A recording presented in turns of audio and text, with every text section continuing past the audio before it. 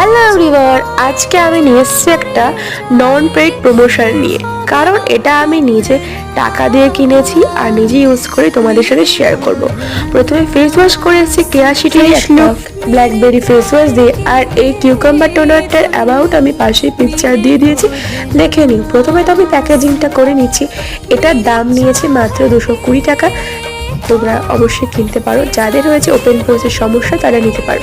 তো এটা আমি প্রথম ফেস ওয়াশ যখন করেছি তার কিছুক্ষণ পরই টোনারটা অ্যাপ্লাই করছি।